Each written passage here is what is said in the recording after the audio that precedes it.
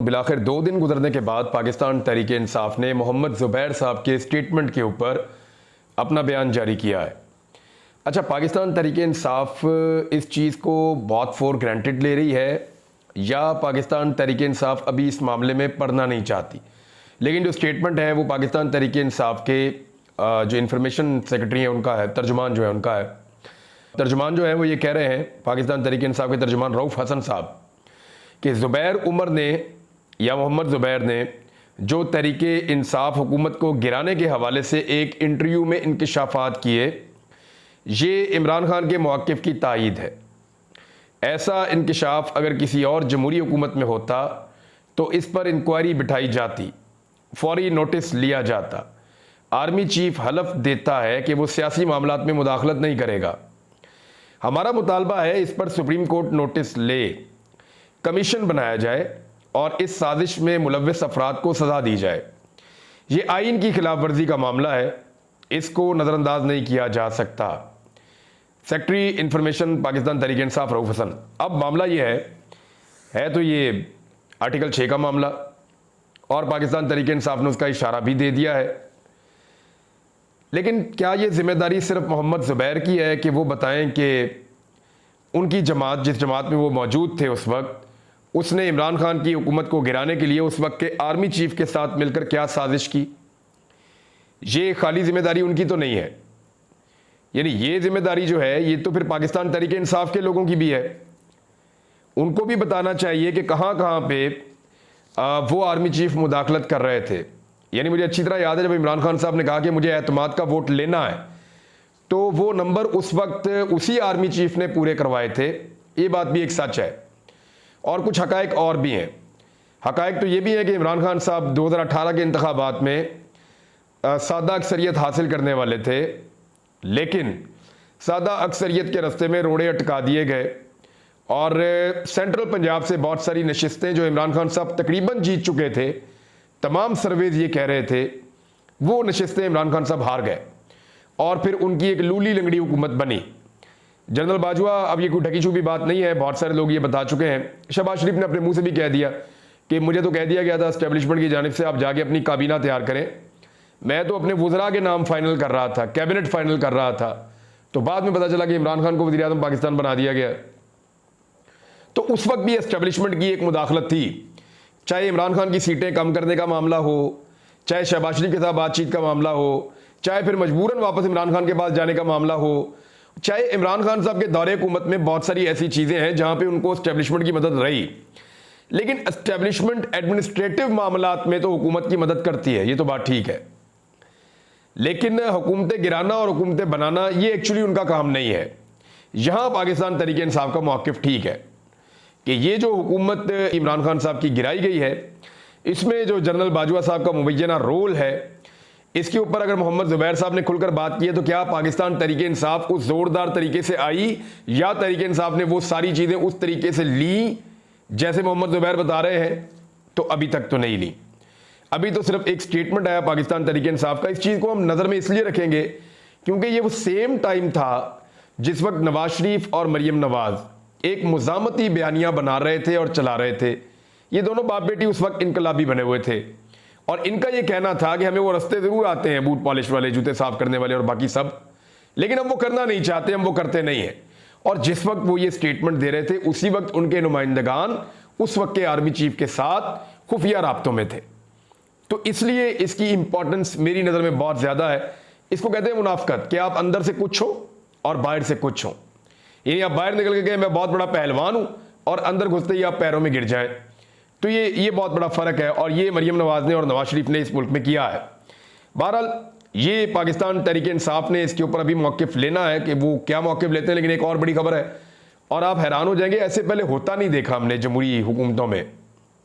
यानी इससे पहले पाकिस्तान तहरीक इंसाफ की हुकूमत थी, उसमें नहीं देखा हमने। उससे पहले PMLN की हुकूमत थी, उसमें भी हमने नहीं देखा। उससे पहले एक हुकूमत थी पीपल्स पार्टी की, उसमें भी हमने ये होता हुआ नहीं देखा ऑलमोस्ट। हाँ, परवेज़ मुशर्रफ के दौर में जो शुरू का टाइम था उसमें हमने ये सब कुछ होते हुए देखा। यानी जो चीज़ें डिक्टेटर्स के दौर में हुआ करती थी, डिक्टेटर्स के अदवार में जो चीज़ें होती थी, डिक्टेटर यानी जो फौज से आके कब्जा कर लेते हैं हुकूमत के ऊपर, उसको डिक्टेटर कहते हैं। तो जो डिक्टेटर के अदवार में जो चीज़ें होती थी वो चीज़ें आज हो रही हैं। यानी मैं आपको एक खबर देता हूं, डिप्टी कमिश्नर रावलपिंडी हसन वकार चीमा ने पाकिस्तान तहरीक इंसाफ के 4 रहनुमाओं को नज़रबंद करने के अहकाम जारी कर दिए। अब ये सियासी जमात है, पार्लिमानी जमात है, इनकी एक सूबे में हुकूमत है, कौमी असम्बली में ये अपोजिशन में है, पंजाब असम्बली में ये अपोजिशन में है, और एक बड़ी सियासी जमात है जिसने पूरे मुल्क से सबसे ज़्यादा वोट लिए हैं, सबसे ज़्यादा नशस्तें भी इनके पास हैं। अब एक ऐसी पॉलिटिकल पार्टी के लिए है कि जनाब शहरियार रियाज साहब, कर्नल रिटायर्ड अजमल साबिर राजा साहब और चौधरी अमीर अफजल साहब और तैमूर मसूद अकबर साहब, इनको जनाब नज़रबंद कर दिया जाए फौरी तौर पे और गिरफ्तार करके अडियाला जेल मुंतकिल कर दिया जाए। अब अगर कोई पूछे कि इनके ऊपर मुकदमा किया थी, कोई नहीं। इन्होंने जुर्म किया जी, कोई नहीं। जुर्म सिर्फ ये है कि ये लोग एहतजाज करना चाहते हैं, जो इनका डेमोक्रेटिक राइट है, जमहूरी हक है एहतजाज करने का, ये उसे इस्तेमाल करना चाहते हैं। और मौजूदा हुकूमत जो है वो फसादियत और जबर के हथकंडे अपनाती है और डिक्टेटर्स की तरह डील करती है चीज़ों के साथ। अगर इन चीज़ों का फ़र्ज़ कीजिए सामना करना पड़ जाए PMLN को, आज PMLN अपोजिशन में हो और हर शहर में उनके बंदों के नाम डाल दिए जाए, जनाब इनको उठाएं और जेलों में बंद कर दें बगैर मुकदमात के, तो फिर PMLN को कैसा लगेगा? यानी उस वक्त तो ये बहुत शोर मचाएंगे, हमारे बहुत सारे सहाफ़ी हैं वो रोला डाल देंगे, लेकिन आज इसके ऊपर बात कोई नहीं करता। मुझे हैरत होती है, पाकिस्तान तहरीक इंसाफ के खिलाफ जब भी कुछ होता है तो ज़्यादा बातचीत नहीं की जाती, क्योंकि इस वक्त तहरीक इंसाफ पाकिस्तान में ज़ेर अताब है। चाहे एस्टेब्लिशमेंट हो उसके ज़ेर अताब है, जो हुकूमतें हैं उनके ज़ेर अताब है, बहुत सारे जो स्टेक होल्डर्स हैं उनके ज़ेर अताब है, लेकिन जो पाकिस्तान की पब्लिक है वो इस वक्त पाकिस्तान तहरीक इंसाफ के साथ खड़ी है और बड़ी ताकत के साथ खड़ी है। हमने 8 फरवरी को उसका एक मुजाहरा देखा भी। अब ये है कि ये क्योंकि एक पैदल मार्च करना था अरकान असम्बली ने, और उन्होंने कहा जी कि हम इलेक्शन कमीशन के दफ्तर तक जाएंगे, तो फिर ये फैसला सामने आ गया। बहरहाल अच्छी बात यह है कि तहरीक इंसाफ के लोग बिल आखिर बड़ी देर के बाद निकले और निकलकर उन्होंने अपने लीडर के लिए आवाज़ उठाई और अपने हक के लिए उन्होंने जमहूरी अंदाज में आवाज़ उठाई है। पाकिस्तान तहरीक इंसाफ ने उमर अयूब की क़यादत में पार्लियामेंट हाउस के बाहर एहतजाज किया।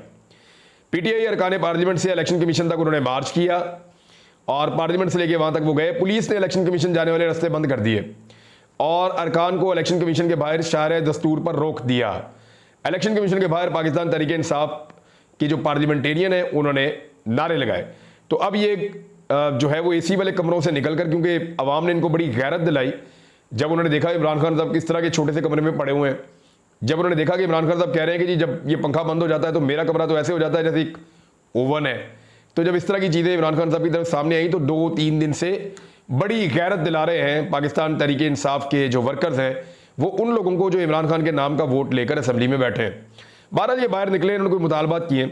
मुतालबात ये है कि चीफ इलेक्शन कमिश्नर जो है ये मुस्ताफ़ी हो जाए। ये मुतालबा इनका बहुत पुराना है और ये मुतालबा करते जाएंगे, वो इस्तीफ़ा नहीं देंगे और एक के बाद एक सीट इनको हराते जाएंगे।